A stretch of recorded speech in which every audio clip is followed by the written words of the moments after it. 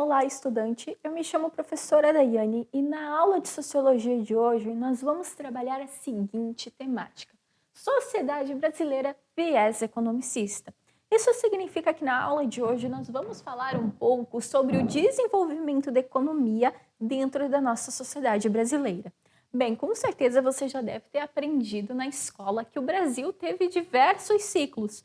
Tudo começou lá em 1500, quando os portugueses conquistaram o Brasil. Naquele momento, a extração do pau-brasil se fez presente em nossa sociedade. O governo de Portugal, a coroa portuguesa, não gostou muito das terras do Brasil, não. Porque aquele pedaço de terra que tinha ficado para Portugal, desde a época da assinatura do Tratado de Tordesilhas, alguns anos antes de Pedro Álvares Cabral conquistar e chegar até o Brasil, tinha dado somente alguns pedaços de terra no litoral que seria para a coroa portuguesa.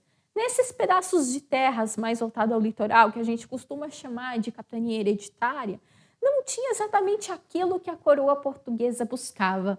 Bem, o que uma coroa buscava naquela época? O que um rei e uma rainha, vivendo o período das grandes navegações em pleno século XVI, o que eles buscavam? Eles buscavam ouro, prata e metais preciosos. Dentro do mercantilismo, o metalismo era uma das principais características. Portanto, o rei poderoso é aquele que tinha acúmulo de ouro, o rei poderoso é aquele que tinha acúmulo de prata ou outros metais preciosos. Acontece que o rei de Portugal da época, o que ele encontrou no Brasil foi pau-brasil. Bem, não querendo desmerecer o pau-brasil, mas é que o ouro era muito mais atrativo naquela época. Mas já que não tinha ouro, lembrando que nessa época Minas Gerais nem era parte das capitanias hereditárias, nem fazia parte ainda do Brasil. No Tratado de Tordesilhas ela era do lado espanhol, né? Então nem se sabia que lá na região de Minas Gerais tinha ouro. Portanto, nos primeiros anos do desenvolvimento da sociedade brasileira, a extração do pau-brasil foi algo extremamente recorrente. O pau-brasil era tirado, era levado para Portugal, era utilizado para fazer móveis e também tinta vermelha. Vale a pena lembrar que é por conta do pau-brasil que o Brasil carrega este nome. Afinal, o pau-brasil era uma madeira mais avermelhada, por dentro ela era bem avermelhada.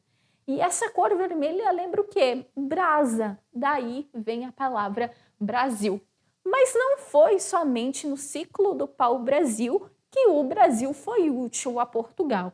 O Brasil teve outros ciclos extremamente importantes, como o ciclo da cana-de-açúcar, o ciclo do ouro, o ciclo do café, do algodão e da borracha. Todos esses ciclos econômicos constituíram a economia brasileira. E a maior parte desses ciclos econômicos foram feitos sob um sistema chamado sistema de plantation.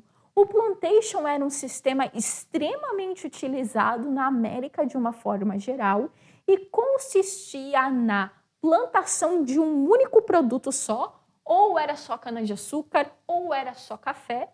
Era um único produto, a gente chama isso de monocultura, dentro de um latifúndio, que não é nada mais e nada menos do que um grande pedaço de terra, uma grande fazenda. E agora vem a principal característica. Essa plantação de um único produto, a monocultura, dentro de uma grande fazenda, que é o latifúndio, tinha que ser feita através da mão de obra escrava. Se você tinha essas três principais características, então você tinha o sistema plantation. E esse sistema plantation foi utilizado por muito tempo na América e principalmente no Brasil. A nossa sociedade, ela se formou utilizando o sistema plantation. A maior parte desses ciclos aqui foram utilizando esse tal sistema, ou seja, com a presença de escravos no Brasil.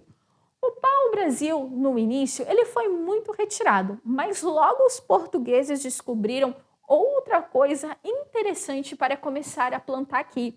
E aí começa o período de plantações no Brasil. Em duas capitanias hereditárias, o rei de Portugal percebeu, com o auxílio do capitão donatário, que tinha um solo extremamente bom com um tipo de adubo chamado massapê, e esse adubo dava então para utilizar para conseguir plantar cana-de-açúcar. Pois é, pessoal, plantar cana-de-açúcar não era nada fácil. O solo tinha que ser muito específico para conseguir fazer a plantinha vingar. Quando descobriram que aqui no Brasil dava realmente para plantar a cana-de-açúcar e a partir daí fazer o açúcar, o Brasil se tornou praticamente um dos locais onde mais tinha presença à venda, o comércio desse produto chamado açúcar, que, gente, não era como hoje em dia, né? Que você vai lá no mercado, compra um pacotinho por um tanto de real e você leva para sua casa. Não, naquela época o açúcar era algo extremamente raro. Ele não era só utilizado para adoçar as bebidas, tinha gente que utilizava também junto com outras coisas, em conjunto com outras coisas para fazer remédio. E também não era esse açúcar em pó, como a gente tem nos dias de hoje, branquinho, em pó, dentro do pacotinho, não. Eram torrões de açúcar mascavo, esse era o açúcar feito na época.